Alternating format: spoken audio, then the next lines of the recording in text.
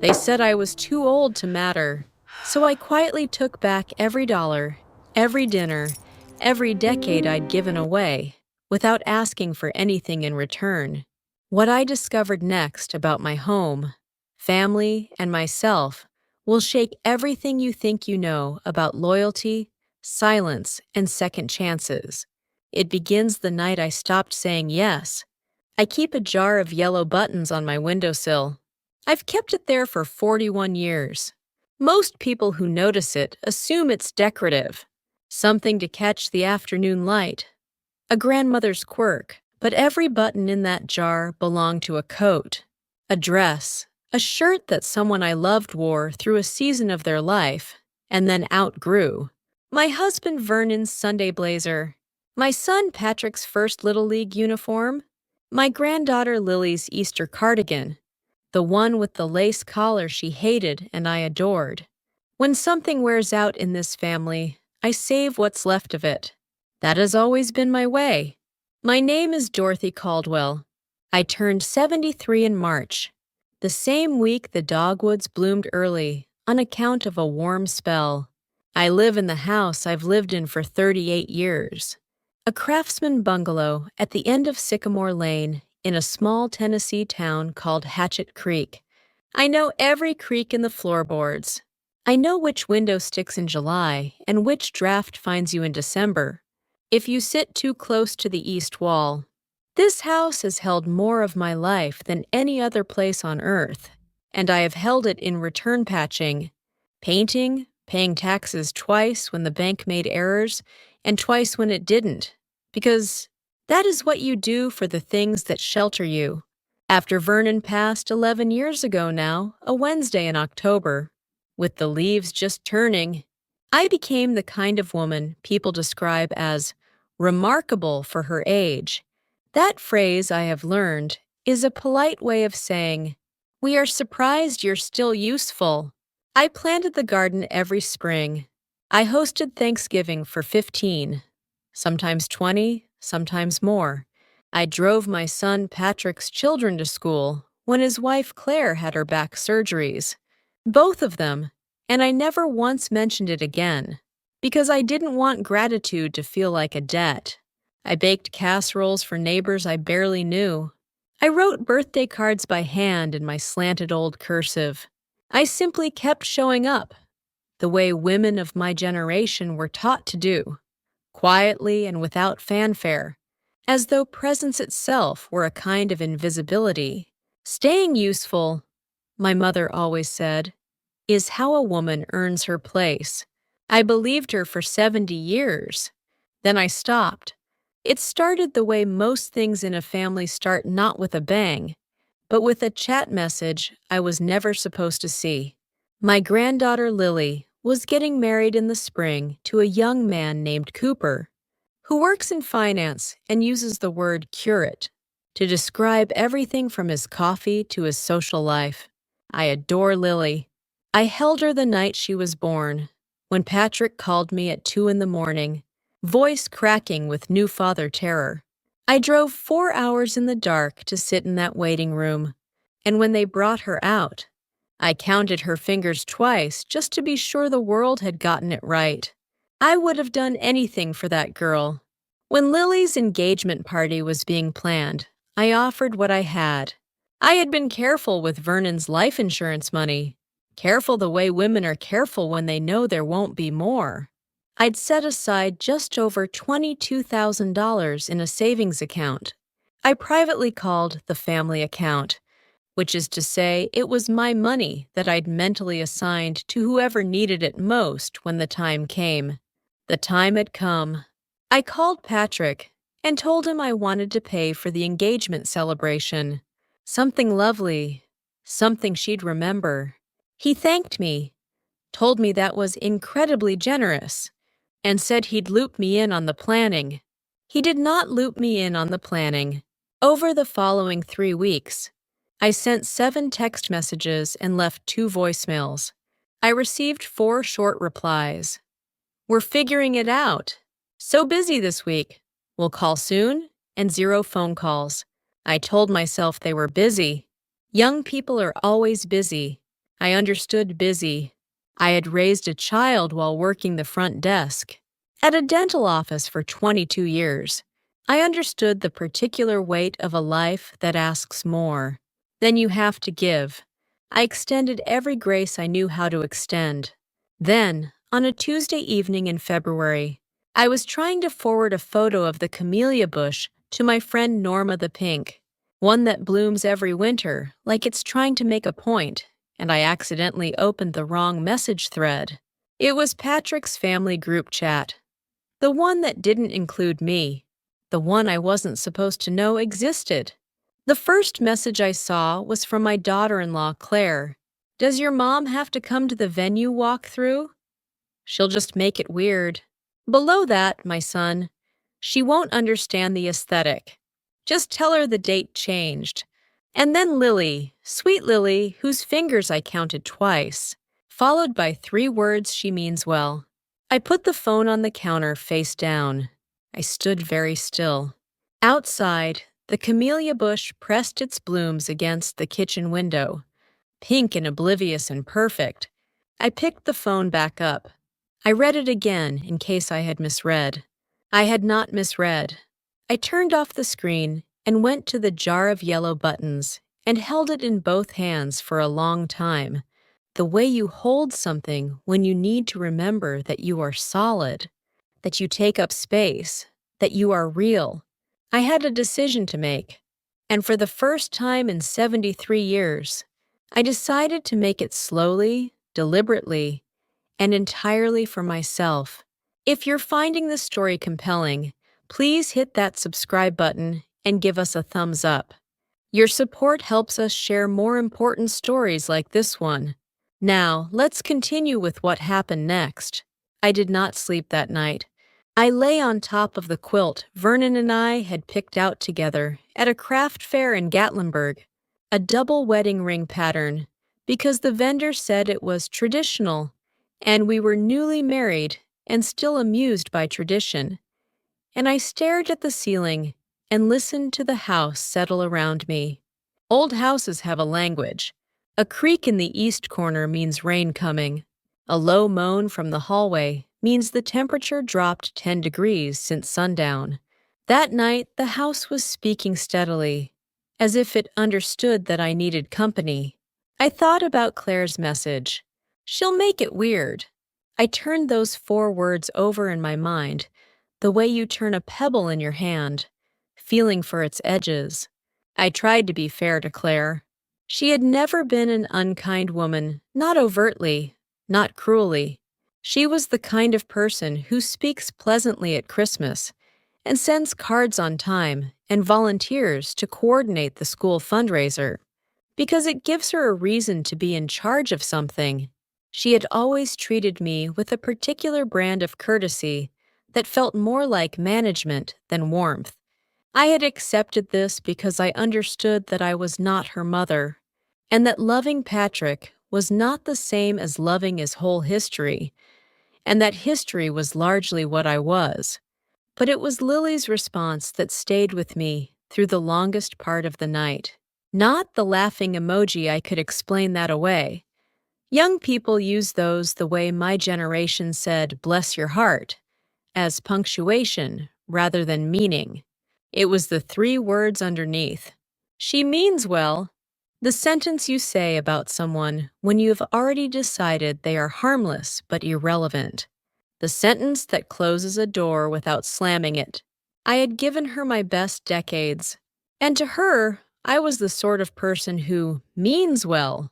A problem to be gently managed, a detail to be worked around. By 4 in the morning, I had made up my mind. Not in anger, I want to be clear about that, because this is a story about clarity, not revenge. I made up my mind the way you make up your mind about a recipe that isn't working, not with fury, but with the calm authority of someone who has been cooking long enough to know when to stop following instructions that were never right to begin with.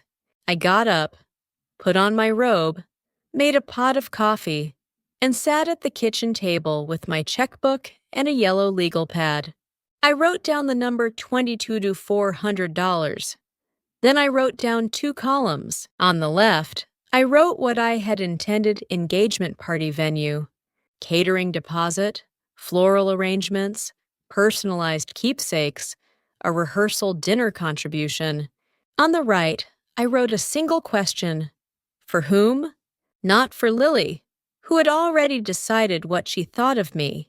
Not for Patrick, who was looping me in while actively cutting me out.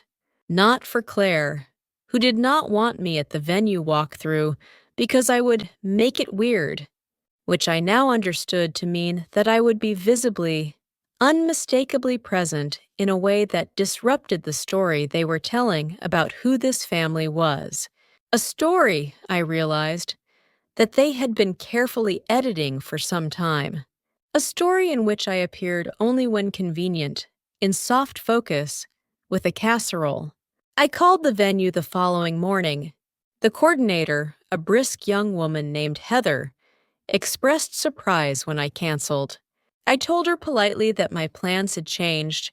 She mentioned the cancellation policy I told her I understood, and would forfeit the deposit rather than reschedule, because I had no intention of revisiting this. She paused the way people pause when they suspect there is more to a story than they're being told, and then said she was sorry it hadn't worked out. I thanked her and hung up. Then I called my friend Norma, who has known me for 40 years and still calls me Dot, even though I have asked her 3 times not to, and I told her everything. Norma listened without interrupting, which is one of the great underrated acts of love. When I finished, there was a long silence, and then she said, "What are you going to do with the money?" I had already thought about this. There is a place in Hatchet Creek called the Magnolia Women's Resource Center. They run job training programs, financial literacy workshops, and a small emergency fund for women in crisis, the kind of invisible crisis that doesn't make the news, the kind where a 67-year-old woman loses her husband and her income in the same month and doesn't know how to rebuild. I had volunteered there briefly years ago, before the Tuesday-Thursday schedule conflicted with Patrick's kids' school runs. I had always meant to go back. I went to my bank on Thursday morning. I requested a cashier's check for $22,000 made out to the Magnolia Women's Resource Center. The teller, a young man named Marcus, who always remembers to ask about my garden, looked at the amount and raised his eyebrows just slightly. "Big contribution," he said, smiling. "That's right," I said. "It is." And I meant it in every direction those words could travel. But something else happened at the bank that Thursday. While Marcus was processing the check, I mentioned because I was thinking about the house, about my intentions, about what I was leaving behind, that I'd been meaning to check whether my property deed needed any updating. Marcus directed me to the records window. The clerk there, a patient woman named Gloria, pulled up my address on her screen, and then she looked at me over her reading glasses with an expression I will not soon forget. "Ma'am," she said carefully, "this property is currently titled under the name Patrick Vernon Caldwell." The room tilted slightly. "I'm sorry," I said. "What did you say?" She repeated it. She turned the screen toward me. Patrick's name. On my house! The house I'd lived in for 38 years. The house with the yellow buttons on the windowsill, and the draft by the east wall, and the camellia bush that bloomed every winter. Like it was trying to make a point. I sat down in the chair beside her desk. I asked her to explain when it had happened. She told me it appeared to have been a deed transfer executed approximately 4 years prior, facilitated through a power of attorney document. I asked her if she could show me a copy. She printed one and slid it across the desk without a word, with the quiet dignity of someone who has delivered bad news before, and knows that what people need in that moment is not commentary, just paper. I looked at my signature at the bottom of the page. I remembered the day.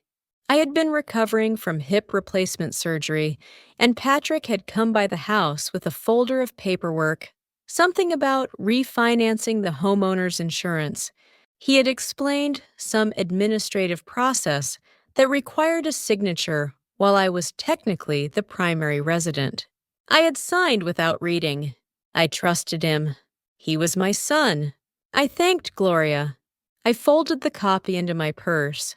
I drove home in silence with the radio off, and when I got to Sycamore Lane, I sat in the driveway for a long time looking at my house. My house! The word felt different now, provisional, contested, a thing that needed defending. I had not expected, at 73, to discover that the foundation beneath me had been quietly, carefully removed. But I had also not expected, at 73, to find out that I was still capable of being furious. And I was. Beautifully, cleanly, productively furious. The kind of fury that does not shout or weep. The kind that makes a list. The following Monday, I called an attorney. Her name was Frances Okafor, and Norma had referred me to her years ago when Norma was sorting out her late husband's estate. Frances was 61, sharp-boned and unhurried, with reading glasses. She wore on a beaded chain and a habit of folding her hands on the desk and waiting for you to say the thing you were working up to. I had always liked that about her. She did not rush people toward the point. She let the point arrive at its own pace. I brought everything I had the deed printout from Gloria. A copy of the power of attorney document Patrick had brought to my recovery room 4 years ago, my original mortgage records from 1986, and a letter I had found recently in a box in the back of my closet. A letter from my own mother, written in the last months of her life. My mother had owned a small cottage on the other side of town, the house she and my father had bought together in 1958. When she died, I had been her caregiver for the last 3 years of her life. In the letter, which was handwritten on her pale blue stationery, she wrote that she had changed the beneficiary on the cottage's title to me alone, because I was the one who had stayed, the one who had shown up, the one who had sacrificed. She apologized for not having said it sooner. I had not thought about that cottage in years. After my mother died, Patrick had handled much of the estate paperwork. He was organized and competent, and I was grief-stricken, and I had been grateful for the help. He told me the letter wouldn't hold any legal weight without the official title, documentation, that the official records listed all surviving family members equally. I had believed him. I had been in no condition not to believe him. I wonder now how many women have signed things they didn't read. In hospital beds and grief fogs and the exhaustion of caregiving, trusting the sons who said it was just paperwork. Frances read everything slowly and without expression. Then she asked me several questions in her deliberate way. When did I sign the power of attorney document? What had Patrick told me it was for? Had I received any compensation or acknowledgement for the deed transfer? Had I ever been shown the transfer documents directly? I answered each one. She wrote notes in a small brown journal she kept beside her legal pad. When I finished, she folded her hands and looked at me steadily. "Mrs. Caldwell," she said, "I want to be careful not to use words that are stronger than the evidence currently supports. But what you've described raises serious questions about the scope and legitimacy of that power of attorney, and whether its use in this deed transfer exceeded what you consented to." She paused. "Do you want to pursue this?" I told her yes. She nodded once, as if she had expected that answer, and reached for her phone. Over the next several weeks, I became a different kind of busy than I had ever been. I sorted through 38 years of files in the back bedroom, the one I called the project room, because it held everything that hadn't found another home yet. I found utility bills, insurance records, tax filings, the original closing documents from 1986 when Vernon and I had bought the house for $74,000 and thought we were extravagant. I found correspondence from my mother's estate attorney. I found a copy of the title to the cottage, with my mother's handwritten note clipped to it by a rusted paperclip, as if it had been waiting all these years for the right moment to be opened. I also, during those weeks, began to notice things I had always explained away. The way Patrick rarely called, unless he needed something from me. The way Claire had begun referring to the house as Dad's old place in conversations, as though Vernon were the one who'd maintained it. The way they had stopped including me in family planning not this year or last year, but gradually, over half a decade, a missing invitation here, we kept it small there, a steady narrowing of the circle until I occupied only its outermost edge. One evening, Norma came over, and we sat on the porch in the November cold with blankets over our knees, and she brought a flask of bourbon she claimed was medicinal, and we talked for 3 hours. Norma had lost her own son to a kind of emotional distance she couldn't name, not a dramatic rupture, but a slow drift that had left her, at 68, spending most holidays with her book club instead of her bloodline. She understood the particular loneliness of being loved less than you loved. The question, Norma said, looking out at the dark street, isn't whether he did it on purpose. The question is what you're going to do with what you know. I thought about that for a long time. The bourbon helped, not with the answer. The answer was already there, but with the courage to name it out loud. I'm going to get my house back, I said. And then I'm going to do something with it. Norma raised her flask. There she is, she said. Frances filed the petition in late November. The argument centered on the limited scope of the power of attorney, which I had signed for purposes of managing insurance paperwork during my surgical recovery, and the fact that a full deed transfer was not within that scope and had never been discussed or consented to. It also included a challenge to the handling of my mother's cottage title, which Frances had confirmed had been irregularly processed. Patrick was notified. He called me once. I let it go to voicemail. He said he could explain everything. He said it was complicated. He said he had done it to protect me. I listened to the voicemail standing in my kitchen, in front of the jar of yellow buttons. I did not call back. Some explanations arrive too late to matter, not because you can't hear them, but because you've already understood the thing they were meant to prevent you from understanding. I had spent 4 years not knowing that my name was no longer on my own house. I was not interested in the story Patrick had prepared for that revelation. I was interested in the ruling. In the meantime, I signed up to volunteer again at the Magnolia Women's Resource Center.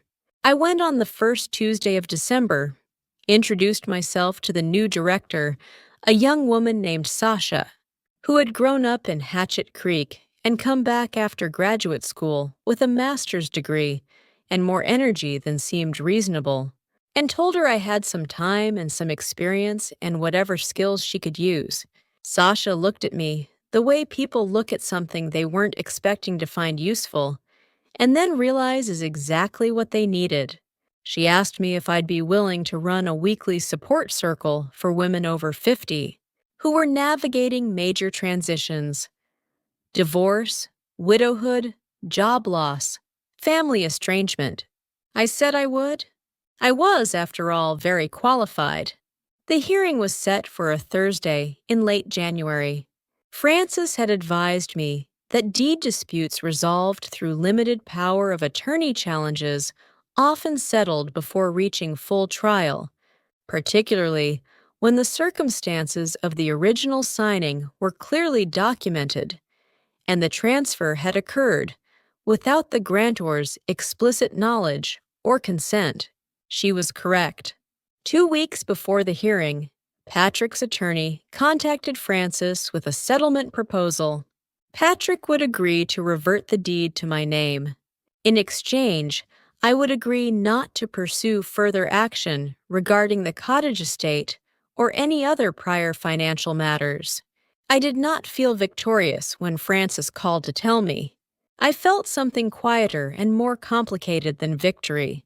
I felt like a woman who has found a crack in the wall of her own house and repaired it, and stands in the repaired room, knowing that the crack was always there, and that the people who were supposed to tell her about it chose to say nothing. The house was mine again. It had always been mine.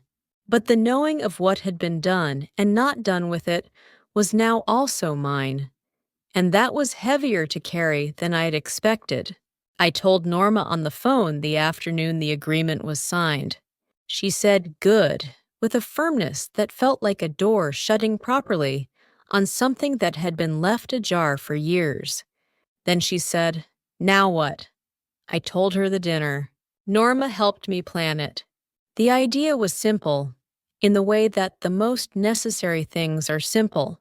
I would invite Patrick, Claire, and Lily to dinner at my home, not the house as they understood it, which was to say their future inheritance, the place they'd been quietly curating in their minds, like one of Cooper's spreadsheets, but my home, with my name on the deed, and my buttons on the windowsill, and my terms governing what was said and how. I sent the invitation by letter, handwritten, on good cream stationery. I told them I was cooking, and that I wanted to mark the new year together, that there were some things I'd been thinking about and hoped we could speak honestly about over a meal. I did not tell them what the things were. I sent the letter on a Wednesday and received an RSVP from Claire on Friday, a text message. Of course, saying they'd be there and adding a smiley face that I chose to take at face value. I cooked the way I always cook for people I love, slowly, carefully, with the best of what I have, even now, even after all of it. That has not changed in me, and I do not think it will. I made roast chicken with rosemary and lemon, the recipe that had been Vernon's favorite, and that I had made for every significant dinner of my married life. I made roasted root vegetables, and creamed corn, and buttermilk biscuits, and I set the table properly, the good china, the cloth napkins I'd embroidered myself 30 years ago, the centerpiece of dried magnolia branches from the backyard, because it was January, and that was what was beautiful in January if you knew where to look. I wore a blue wool dress that had been my mother's, let out at the seams by my own hand, and I put on pearl earrings that had been a gift from Vernon on our 20th anniversary. And I stood in my kitchen, my deed, my house, and I waited for them to arrive. They arrived at 6:15, 15 minutes late, which is how I knew they had discussed the invitation at length and decided to treat it as an ordinary dinner. Patrick came in first, kissed my cheek, and said the house smelled wonderful, which it did. Claire followed, carrying a bottle of wine she'd brought as a gesture of peace or normalcy or both. Lily came last, looking younger than usual without her full makeup, wearing a camel coat over jeans, and she gave me a hug that lasted just long enough to be genuine. We sat. I served the food. We talked about the wedding, about Cooper's job, about Patrick's promotion, about the neighbor's oak tree that had dropped a branch onto the fence in December. It was a recognizably normal family dinner, which is to say, it was a performance of normalcy by people who all knew that something was different and were waiting to find out what. I let them wait. I poured the wine. I passed the biscuits. I asked Lily how she was feeling about the wedding and listened to her answer and meant my interest, because I always mean my interest in the people I love, even when the love has become complicated. After the plates were cleared and the tea was poured, I stood up. I did it simply, without preamble. I did not need drama.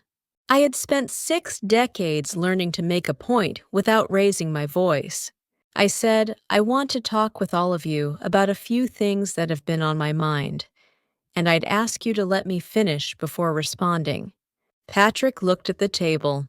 Claire's smile stayed exactly in place, which was its own kind of answer. Lily looked at me directly, and I was glad of that. I told them that I had seen the message thread in February, not accusingly, just factually, the way you report a weather event.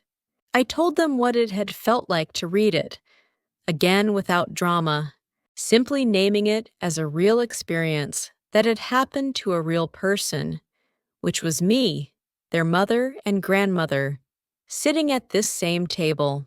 Then I told them what I had done with the money that had been set aside for the celebration. I told them the name of the organization and what the funds would be used for.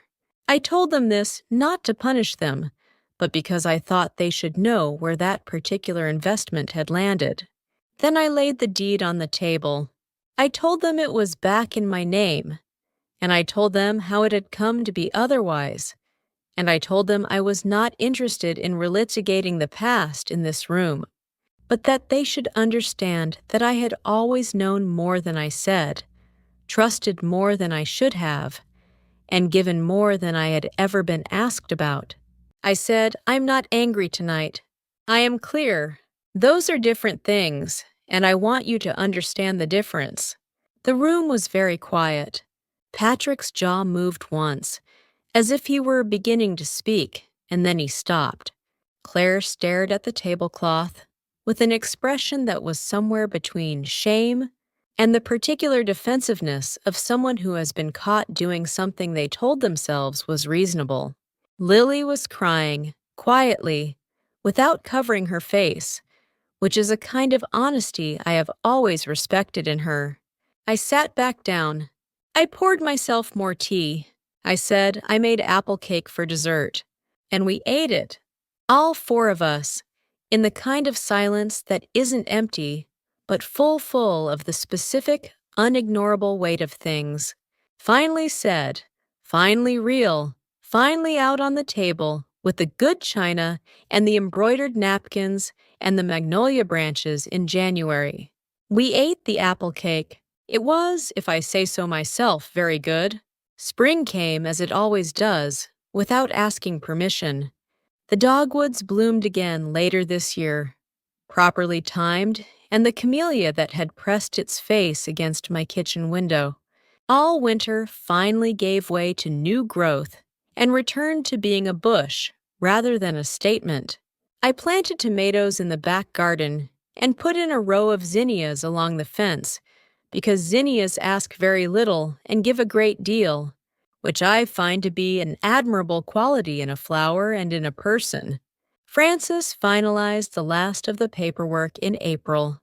The deed, the cottage title, everything in order, everything properly documented, everything bearing my name and only my name. Patrick called in March. This time I answered.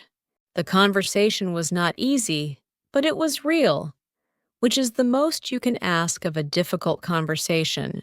He said he had told himself he was protecting me from the burden of ownership, from property taxes and maintenance, and decisions that he imagined were becoming too much. He said he had intended to transfer it back when the time was right. He said he knew how it looked. He said he was sorry. I listened to all of it, and I believed the sorrow, if not entirely the explanation, and I told him that I accepted the apology and that what I needed from him going forward was not protection, but honesty, and that those 2 things were not the same, and that if he could offer me the second, I had no need of the first. There was a long silence. Then he said, "Okay, Mom." It was, perhaps, the most direct thing he had said to me in years. Forgiveness and trust are not the same thing either. I've learned to hold them separately.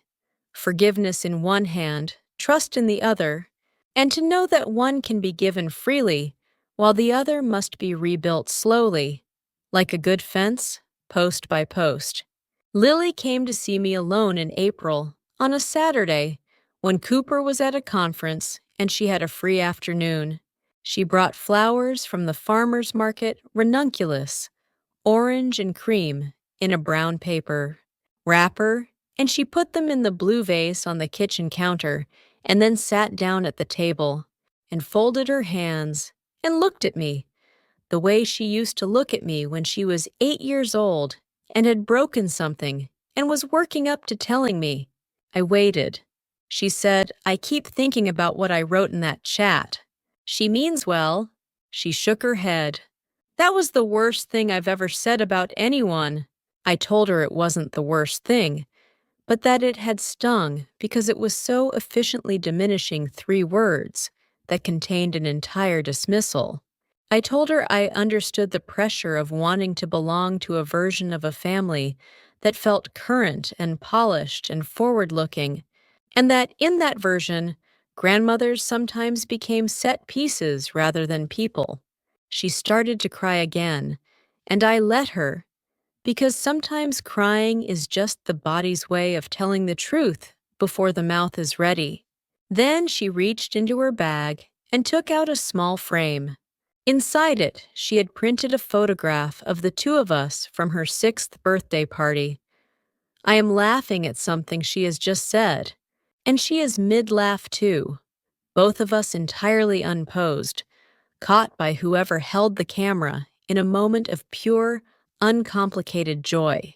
She had written something at the bottom in her own handwriting, in gold ink. "You weren't background.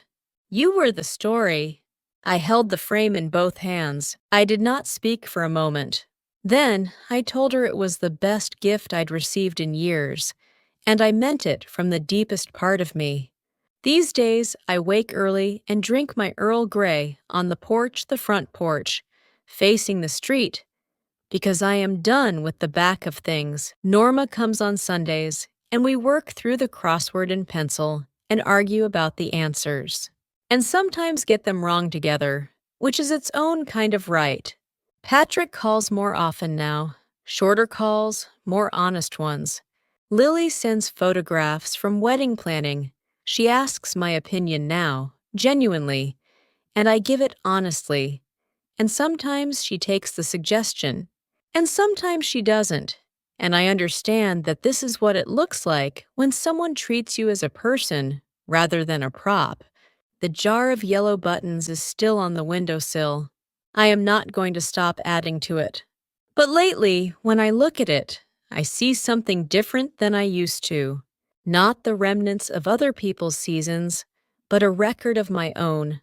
Evidence that I was here, that I stayed, that I showed up, that I noticed the small and kept the small and loved the small with everything I had. And when the right person comes along, a woman at the center who is just beginning to rebuild, or a granddaughter who is finally learning to look, I will take down the jar, and I will pass it to hers. And I will say, this is what 73 years of showing up looks like. You are allowed to make your own. If you have ever been made to feel like background in your own story, if someone has ever treated your love as a given and your presence as an inconvenience, I want you to know that clarity is available to you at any age, in any season. It does not require their apology. It only requires your willingness to see.